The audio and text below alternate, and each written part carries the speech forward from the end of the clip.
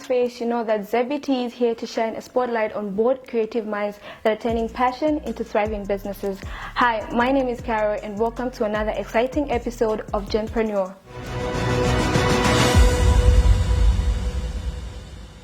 Today we dive deep into the texture world of ClownsClothing, a youthful brand that is turning crochet into a fashion statement. And I'm joined by Valentine and Banji, who will be telling us more about what's the story behind ClownsClothing. Welcome, Valentine. Thank you for having us. Welcome, Banji. Thank you for having us too and taking this time to tell us your story. You're welcome. Yeah. So let's get right into it. What's the story behind ClownsClothing? I'll start with you, Valentine. Okay, so I came up with the name. It's actually inspired by a reggae song by Lucky Dube. So I've always had a passion for clothing. I actually started by selling t-shirts, and the whole concept was just showing something. If you look up my previous designs, you'll be able to tell they have a hidden meaning, just like a clown. So in short, we just sell happiness like clowns do. Yeah. Nice. Banji? Yeah, so like he said, basically we do clothing just to make people happy, because clothing is what really defines, like what you wear defines someone. Yes. So we got, okay, for me I got into crochet. Like he started with the shapes, but for me I started with the crochet. But it's a funny story how it all started. Yeah. I saw someone who posted something about crochet. Then one of my friends was like, I actually want something like this. Then I was like, I can actually make this. So by then you're already crocheting? Like I didn't even know any designs. Like I just knew that, okay, crocheting is like this. Yeah, so I was like, actually I can do that. Yes. Then I started posting just like that. Then he came along. he said, no, you're the one who actually does that. Then since I liked him at that time, after knowing that he likes such things, then I was like, let me actually do this. Yeah. Just wanted to impress. I just wanted to impress. So you want, oh, by the way, guys, this is a couple that we're talking to, a young couple who ventured into a business, and hence she's telling us how they started. So you wanted to impress him. I wanted to impress him. Yeah, she knew since she used to see me around campus selling t-shirts and all those things. So I guess that was just one of her ways to, get my attention. Nice. So when he approached you with the idea of you making that a business, how was it? Was it just an instant thing, or you took time to blend in? Well, actually it took time. At first I thought maybe no one would actually want to buy these things because it's cotton. Yeah. No one wears cotton. Yeah. It's hard for someone to just say, okay, I want something in cotton, and they just wear going around in town or something. Yeah. So it was hard, but he was convincing me to say, no, let's just make it work. And like you said, cotton.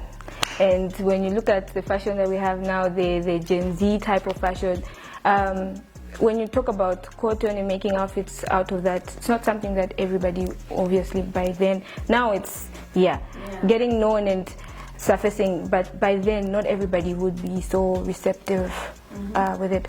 How did you try to manage the reception, like manage maybe, let's say, rejections from people, or how they took you seriously, in short? You can go ahead, Valentine. Okay, so for me, I've always just believed in myself, so it wasn't really a problem of how are people going to see this. I just saw her doing the thing, and I knew this thing has potential because I just have an eye for potential. So I just decided, let's just do it. I wasn't even thinking about the criticism and everything. I just knew one day people are going to catch on. Yeah. How did you make? This goes to you, Banji. How did you feel when you made your first design, and somebody bought it? You got money, made profit out of it. Oh, I felt very nice. It was something new to me. Yeah. seeing someone wearing something that they can make out of my hands. It was very nice. Yeah. And how much was it? What range was it? By that time, it was 150. Okay. Yeah, if it's a top, it was 50 kwacha. Yeah. And that would take you how long?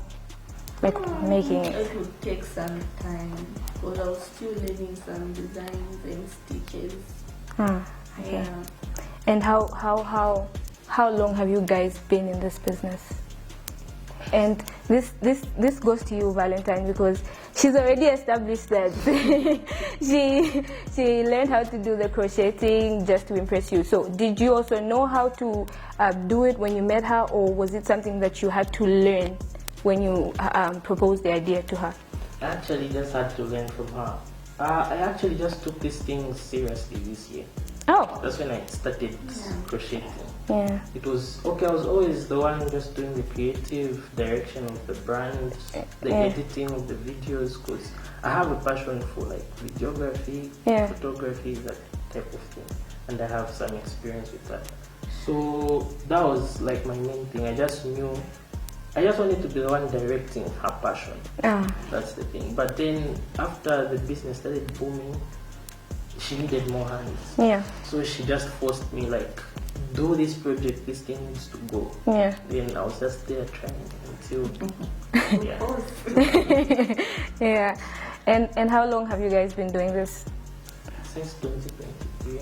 Yeah, 2023. But 2021 we just like introduced the whole thing. Yeah. Yeah, but we became serious in 2023. Nice. So it's actually a young business. Yeah. And looking at your platform on your TikTok and other social media platforms, it looks like you're actually getting there, because I've noticed there are many well-known faces that have taken a liking to your brand. And how has that been for you, and how has that influenced your productivity and maybe your pricing and all that? I would say having influencers, like help has been like life-changing. Because I remember the first time, one of the first influencers we had to reach out was Gracious. Yeah. So there was just this, she was actually looking for people that could crochet. Oh, I actually saw the piece you made, amazing. Yeah. So it's been very helpful, like I feel like that's one thing that we really needed. It's like the talent was already there, but we just needed like a platform. We just needed someone with a platform to show it to the rest of the world. Yeah. And that actually brought in some fresh eyes. And from there everything has just been flowing naturally. Yeah. And Banji, I see you making that piece, and just curious, how long does it take to make, let's say, for example, just the dress that's just behind you? Well, we usually tell clients maybe 3 to 4 days. Yeah, but in actual sense, it just takes like a few hours. Okay. Sometimes a day. But we say 3 days just to cater for some inconveniences, maybe going to buy yarn. Yeah. And how do you come up with a pricing? Let's say for a customized outfit, or just for a regular maybe design. How do you cater for that pricing? What do you consider when you're pricing customers? Okay, first of all, you look at how the design is. Is the design difficult, or is it simple? How much yarn does it need? So I have to calculate all that.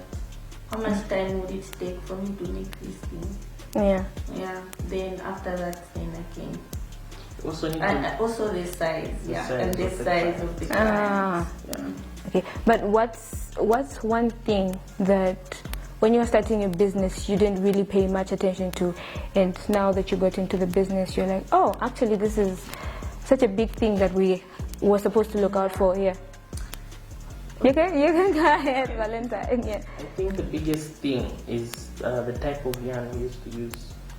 So at first we were so focused on, we thought when you buy thicker yarn, then you make the best product. So there's this yarn we used to buy all the time. We never used to use like the yarn I'm using right now, and it's actually very costly. So you find that sometimes you charge someone 500 kwacha for an outfit, and then the whole money will just go to yarn. So we actually found out that after, you know, like you can source for better brands of yarn, and that will actually make a big impact in your profits. So I feel like that's one big thing that we overlooked when we were just starting. And also, there's actually a group that she was introduced to. I made a price list some years ago. So the people in the group saw that these prices are so like low. Yeah. So they called her. They started telling her, why are your prices so low? The approach. Okay, the approach wasn't so nice. I didn't really like it. But then after talking, I actually saw, I always try to see the positive side of everything. So actually saw that, these people, despite their approach, they're actually talking sense. We can actually pick up one or two things from them since they've been doing this business for a while. So she was added to the group. We learned some things, how we can best price our products and all those things. And where to actually get some of the and tools to use. So you just don't use any type of yarn? We can use any. Depending on how you want the projects to look like. Oh, I see. If the client says they want it thicker, maybe you can buy thicker yarn. They want it very light, like here right now, doubling the yarn. So if they want it very light, I can just use single yarn. I see. And just like you said at the beginning of our conversation, you mentioned to say your prices were very low because obviously people will be like, hold on, and she's charging me this much. I still believe you face such kind of people even now. So how do you get to handle such people who maybe look down on your craft and the effort that you put in making the pieces? I think it depends with how that client comes out, but some are very rude. So I feel like the best way is just to ignore them. Because I've found out that if you love something, it doesn't really matter. If you value something, it doesn't really matter how much it costs as long as you're happy when you get it at the end of the day. Because if I love a lot of things, so I feel like I shouldn't go and I can't walk into Pick and Pay and say I love this but it's too expensive, that type of thing. I just need to find means of looking for the money, then I'll go buy. So I feel like the people that value our products will always buy, and we try to focus on them. So that's your experience as Valentine, but I believe you also have your experience, Banji. How do you get to handle that at a personal level? Well, mostly for me, I can't even lie. I don't even handle any of these situations. I leave everything to him because I'm more patient. He's more patient. He's more patient. I see. That's him putting his own horn. I'm more patient. And you guys are a couple running a business, and how do you get to handle your finances? Oh, okay. She's made a piece. You've made a piece. You've made your profits. How do you get to navigate your way around that, where it doesn't affect your business and also your relationship outside Clowns Clothing?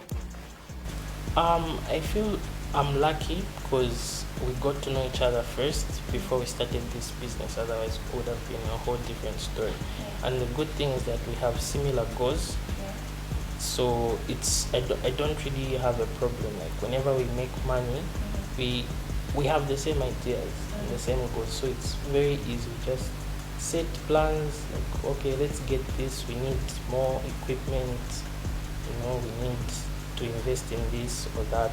So It's not a problem. And we don't usually divide the money. So if he makes something, I make something, we just put everything Together. Yeah, so communication has played a big part for you guys. And what's that one thing that you're still learning, or one thing that you still struggle with together as a team? Yeah, Banji, I'll start with you. It looks like you already have something on top of your mind. Oh, I feel like sometimes he's not very dedicated to this thing. The vision bearer is not Yeah. Sometimes you feel, no, he's feeling lazy, or no, I can't do this. Then it's hard on my part. Like, I have to do everything. Can I defend myself? I know, redeem yourself, defend yourself.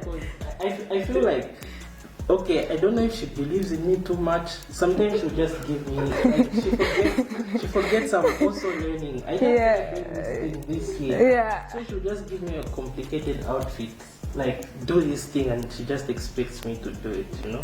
Yeah. So I feel like sometimes, and one thing I don't like is starting a project. I don't have a problem just continuing the project until I finish it.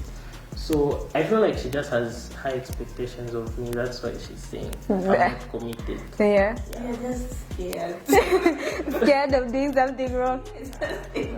Yeah. So from the time you began and now, how has been the reception from people? How have you grown? How do they handle when you deliver specific pieces? How do they handle that?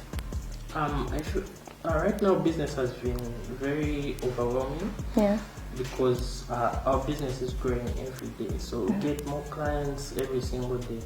So it's just putting pressure on us to increase help, because we need help right now. We can't just be doing the two of us. So, and I also feel like it's been good for networking, because we've gotten to meet a lot of people through the business, just like you guys right now. Yeah. Anything you would like to? Anything you'd like to add, Banji? He said it all. Yeah. And you guys went to Rusangu, you were at the same school. You did something so different from what you're doing now.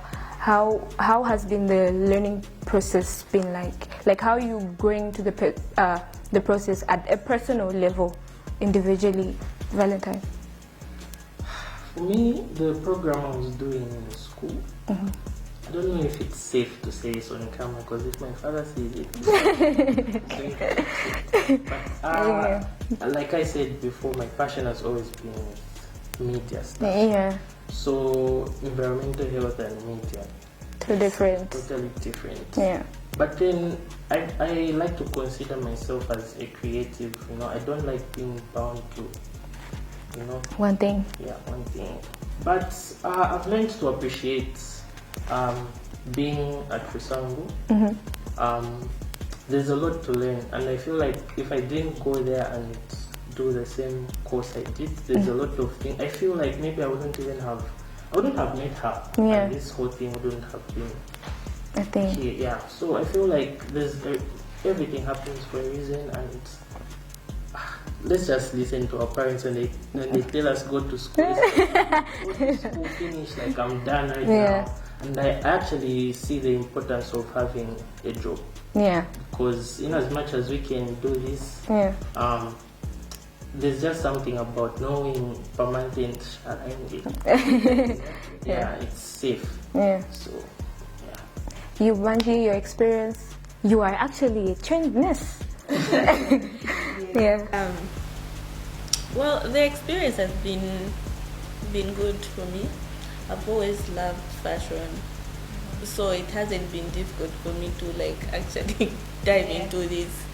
Yeah. And this goes to you, Banji. Fashion is a very big and crazy world, very crazy. So how do you get to navigate through the whole industry of fashion? Well, most people would say coming up with designs is very hard. Like, you really have to concentrate, or you really have to focus on coming up with a design. But I've come to learn that when coming up with a design, you don't really have to think a lot about it. Yeah.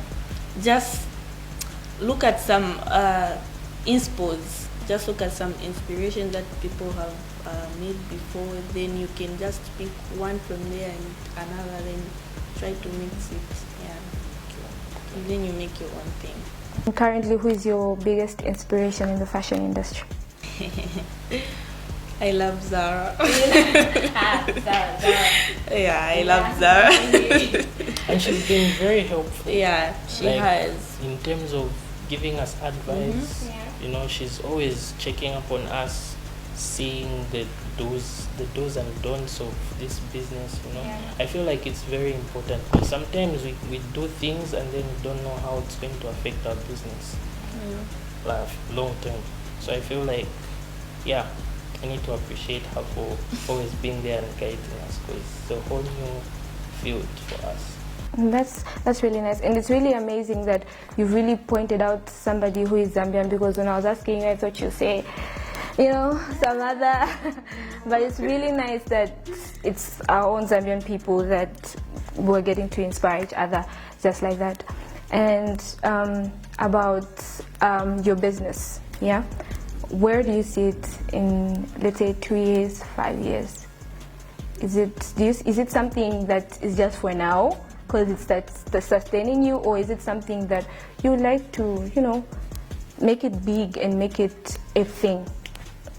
Okay, so actually, we're going to look back at this video 5 years from now. Yeah. Clowns is going to be like one of the biggest brands in Zambia, and I'm very confident about that because this is just the foundation. We haven't even started doing anything yet. There's so much that we can do, and the whole brand, it wasn't meant to just be about clothing. So we're going to diversify, but it's just the foundation. So yeah. Banji, anything you'd like to add?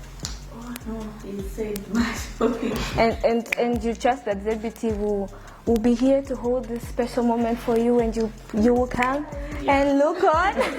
You're like, oh, that time. Yeah. And what advice would you give to somebody who's got skill, yeah, or looks down on their skill? Because to make something as beautiful as that, and some of the pieces that you've seen, it takes a lot of skill. So what would be your advice to a person that has skill but is overlooking it? I'll start with you, Banji. Well, I would tell the person to be consistent, focus, believe in yourself, and ask for advice. Yeah. Yeah. Valentine. yeah, actually for me it's very shocking. I usually go through the phone, look at the business where it was just last year, and I'll think like there's certain videos, I don't know, maybe you add it in the whole video, you'll be able to see like even most of the time we get people that are just starting this business, they'll say, no, I hope my business also starts growing. Like I actually don't even consider our business like grown, but I can tell. Okay, the advice I can just give them is just stay consistent. Don't listen to criticism. Just continue doing your thing. Because I feel like if not for those hours you were just making those foolish things, those trials and errors, it's the whole build-up of, you know, like people won't see everything you're doing. They'll only come and see when something is nice. But the small things that you're doing are what really matter. Yeah. And what are some of the changes that you think maybe other people watching or people who have already made it in can be in the fashion industry or various industries, but they're entrepreneurs, they have made it. What are some of the changes that you think they can put in place to facilitate young entrepreneurs, be it whatsoever industry they want to get into? Valentine. Okay, for me, I feel like the biggest issue that I just have is people's mindsets. I feel like in Zambia it's very hard for us to just support each other, because there's a lot of people doing amazing things in Zambia, you know, like a lot, and that it's not even the people or the industry. The only problem is just the critics. You know, they'll look at something just because a designer from the States does this, it will be very hyped. But because something is local, they'll just, you know, try as much as possible to just brush it off. I feel like that's the only problem we have. Otherwise, if we were just to appreciate our own people, we can be on the level that these other countries are. Banji? Well, like he said, support is the biggest thing that's needed. Yeah, that's very nice. But one question I did ask: how did you guys meet? For you to even get to the stage of wanting to impress him, how did you notice him, Banji? Well, I had his number. Yeah. Because he was the class representative for English. So there was this one time during COVID, the first COVID that we had. Yeah. Yes. He posted the video. It was a nice video of him showing off. I see. You were flexing. I was just like, I didn't even know I was flexing. Yeah, he was showing off like that. So I liked the video. And then I texted him. I was like, why are you posting? So in short, she was stalking me. And she's been eyeing me since first year. But here we are. So here we are. But who proposed? He did. Nice. Then you're a gentleman. Yeah. You proposed. You did the right I thing. did the right thing. Yeah. But what made you go for her? Okay, the thing about about her that really caught my eye was her hard work. Yeah. Because at first I used to see her like, oh, Banji, but I didn't really pay much attention. But after I got to know her, I found out she's not who she. When you look at her, you might have some misconception. About her. But when you get to know her, like she's very hardworking. Before she was doing this, she was doing hair in school. Yeah. You know, she's just actually do hair. Very talented young lady. I see what you're talking about. She has a lot of talent, and I'm just a sucker for people that have talent and are hardworking. I feel like that was, and also looks were just like. Yeah. Yeah. So the looks were the cherry on top. Yeah. Nice. And here we are. You guys are amazing. Yeah. Getting back to the serious stuff. Well, this is serious as well. But getting back to the business side of things, how do you deliver your pieces? Do you only deliver in Lusaka, or is it countrywide? We actually deliver worldwide. So worldwide we use FedEx, and then countrywide we use Platinum. Within Lusaka, Yango. Yeah. Outside Lusaka, we use Platinum. Yeah. So when you are delivering, do clients have to add a certain fee, or does that all fit into the initial price that you give them for the piece? Clients have to pay for the delivery fee. I see. On the worldwide deliveries, which is actually impressive. Yeah, it's very impressive. What are some of the countries that you've delivered to, and how was the experience like when you first got your first order from another country? I won't even lie. It's good to receive orders from outside the country, you know, because money-wise, both yeah. Because I feel like clients overseas, they pay well. Yeah. So we've delivered to the US, we've delivered to Botswana. Where else? Zimbabwe. Who's that? Australia, Yeah, Germany. Germany. You guys are actually doing big things. Yeah. Yeah. Nice. And does your pricing fit for, like, is it the same pricing for the locals and international orders? It's the same. It's just good. It's just good when, like, the dollar, you know, at the time you tell them, then you find that okay, the dollar has dropped, so you get more money that way. Yeah. Yeah, but the price is the same. I just feel like